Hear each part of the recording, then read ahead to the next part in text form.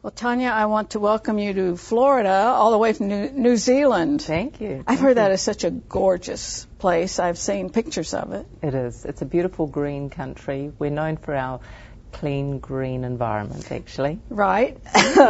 And I'm sure they're trying to protect it. Very much so, actually. We're well known for that as well. Now, were you born there? I was born there, but my parents immigrated from Croatia, which was then Yugoslavia, in the early 1950s.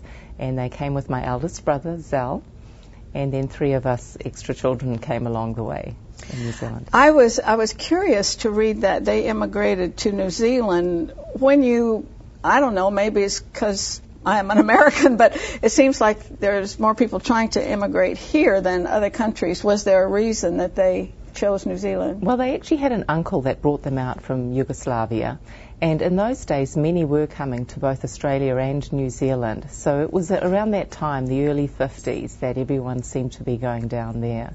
And they had other people they knew who were there. But you said they had a pretty hard life. They had a very difficult life, actually, and for the first couple of years they cried together and they just wanted to go back home because they didn't speak. Back to Croatia. Absolutely. They didn't speak the language at all. Zal didn't speak the language, and they had a very tough time. I can only imagine. I think about people who go to a country and they don't even know the language. It's pretty thought-provoking. However, you were born there, and you grew up and married a wonderful man, got a degree in accounting. Yes. And that's what your book is about, Unplanned Journey, and it is such a great title. I think a lot of us could write a book about an unplanned journey, but you did it. Your husband was a man of faith. Describe him to us. Well, Phil was a very tall man, very strong and robust, and he was a Christopher Reeve lookalike, actually, and many people used to think it was Superman. He had a wonderful, dry sense of humour, very humble, and he had the wisdom of an old man. That's one thing that we always used to say about Phil. If anyone ever needed advice, they always went to Phil, and he would always come out with the most sensible answer. He had a very quiet faith and kept a lot of that to himself. However, once he was diagnosed, it just sprung out in him. Yes, indeed it did. And it comes across as a real love affair in your book. And were you just a couple enjoying life? You wanted children, but they never came along. They never came along. Look, we met at the right time. I was 30 and he was 38, so we didn't meet. You were grown-ups. We were, and I just think it was the perfect timing because we both knew what we wanted, and hence the respect and the friendship which made the marriage very strong. So we married rather quickly, within 2 years, and we wanted children straight away. But we weren't blessed with children, so for the entire time we were married, we tried to have babies, and I could never understand why we didn't have children, because I would have thought we would have been such wonderful parents. I have no doubt, but when you look back, you can see how God was in the details, wasn't he? Totally. I totally understand the plan, and it would have been such a difficult thing. Now, the thing is, marriage is for grown-ups. I agree. Right? Absolutely. I actually think it's perfect. Tell us about the time when this lump was discovered under his arm and a couple of diagnoses were possible. But the worst one actually turned out to be the reality. Yes, yes. We had a wonderful day in the garden one day, and I remember looking out the window and saying, "Thank you, God, for this wonderful man in my life."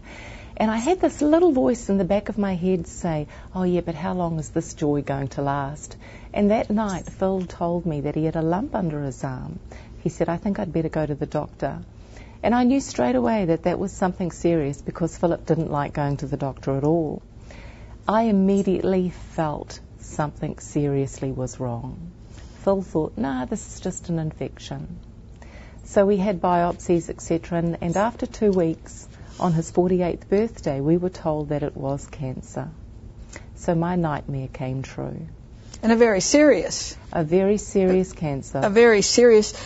You talk about the fear coming and going. And I can relate to that. My daughter had a bout with cancer, and she's fine. Praise God. But sometimes the fear I describe it as a Niagara. Oh, really? That just pours over you, and then it lets up a bit. But you also, in that same vein, talked about faith or denial. Mm-hmm. Now, how do you figure out which is which? You know, I've been questioned on that one, and at that time I thought, am I in denial? Is Phil in denial? And it wasn't really until those final few days or even those final few hours that I realized for Phil it wasn't denial. It was absolute blind faith in the Lord. And when you read the pages through the book, I read that again and I say, yes, it was. It was absolute faith. I think it's brilliant the way you bring that out, because sometimes people are in denial, and sometimes people of faith are accused of being in denial, and it's one or the other. His disease progressed very quickly.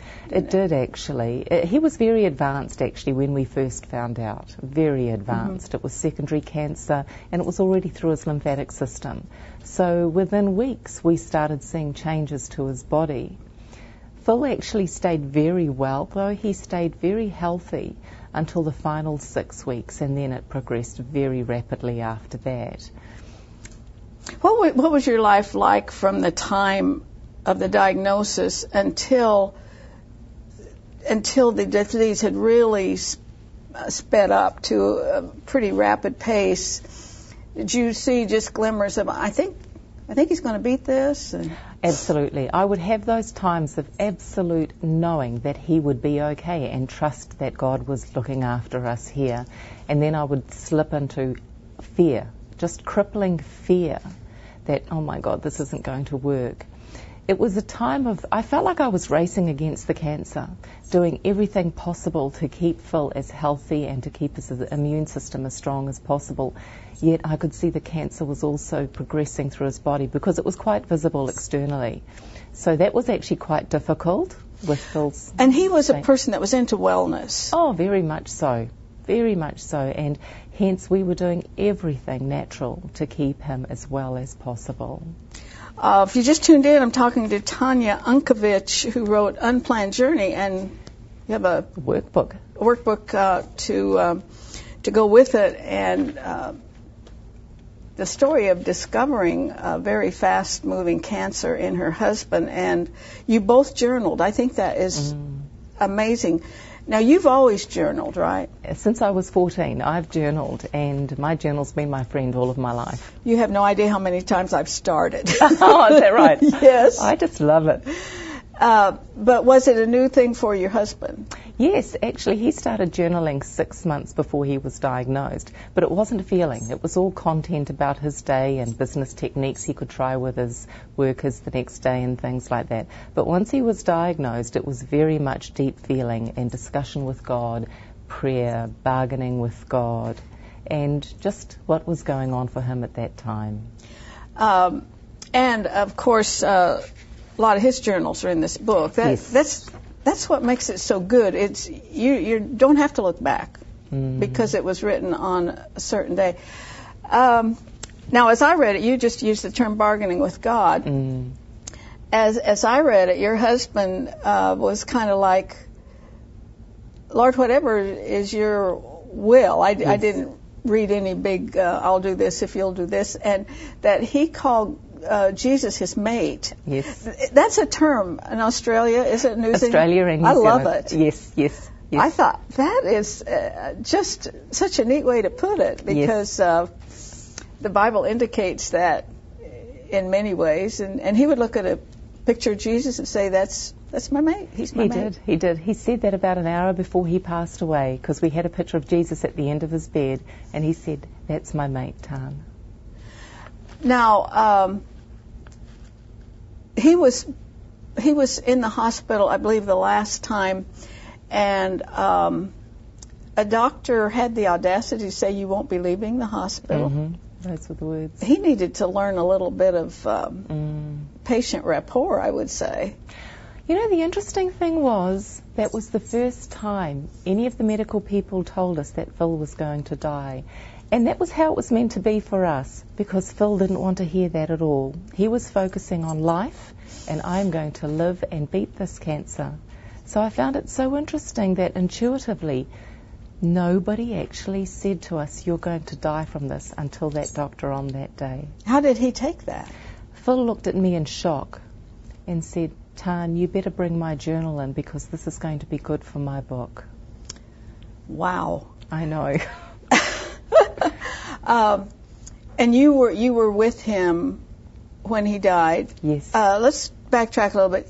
He chose not to take any chemo or anything. What was behind that? Why did he do that? He's always been a natural kind of guy. When I met him, he wouldn't take an aspirin or anything like Tylenol or anything like that. And when you read in the book, he said to me, I'm feeling guilty because I've actually started taking some aspirin and Tylenol for my pain. And that was 3 weeks before he passed away. So chemo or radiation, none of that would he even have considered? He wouldn't have considered it at all. And it wasn't going to save his life. It would have maybe made him more miserable. I think so. Yeah. You know, I learned a little bit about cancer from a lot of the guests I've had, and I would say reading his, it would have prolonged his death, not his life. I agree. So you were with him alone, which is what you wanted. Absolutely.